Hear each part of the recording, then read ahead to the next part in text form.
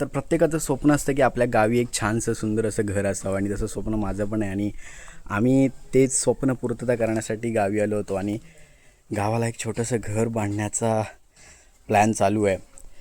तर हे बघा, हे माझ्या मागे दिसते ही पूर्ण संपूर्ण जागा आहे इथे अशी आणि ह्या जागेमध्ये आम्ही घर बांधायचा विचार केलेला आहे.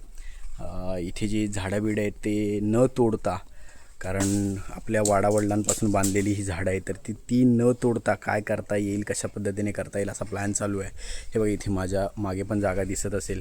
तर ह्या सर्व जागेत एक छोटंसं घर बांधायचं आहे. हे तुम्हाला या साईडला जे दिसतं हे आमचं जुनं घर आहे आणि हे बघा किती सुंदर जुनं घर आहे. बिंब्याची झाडं, हे बघा, हा पूर्ण आंब्याची झाडं आणि माझ्या मागे बघितलं तर पूर्ण आंब्याची परत फणस आहे तिकडे बघा, तिकडे आजी उभी आहे, तिच्या बाजूला ते फणसाचं झाड आहे, ते केळीचं झाड आहे. अशी ही सगळी परसदार आपण म्हणतो नाही का, त्या जुन्या घराचं आमचं हे परसदार आणि या परसदाराच्या मध्ये आम्ही एक छोटंसं घर बांधणार आहे. तुम्हाला दाखवतो.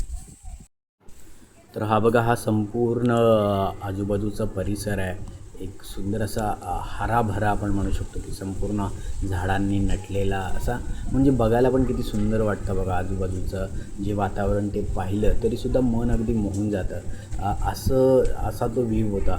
आणि इकडे बघा, इकडे हे आमचं हे जुनं घर आहे, त्याच्या बाजूला आमच्या चुलत काकांनी हे आत्ताच नवीन ते घर बांधत आहेत. आणि अशी ही सगळी आमची मंडळी आजूबाजूलाच वसलेली आहे. आता बघा, हे सुद्धा आमच्या चुलत आजोबांचं घर आहे, त्याच्या बाजूला चुलत आजोबांचं घर आहे. तर अशा सुंदर वातावरणामध्ये आम्ही घर बांधण्याचा प्रयत्न करतो आहे. तर आम्ही ते घर कितीला ठरवलं, त्याची कॉस्ट काय होणार आहे, ते कसं बांधणार आहे, हे तुम्हाला मी पुढच्या व्हिडिओमध्ये सांगणार आहे. तर भेटूयात पुढच्या व्हिडिओमध्ये. Bye bye, take care.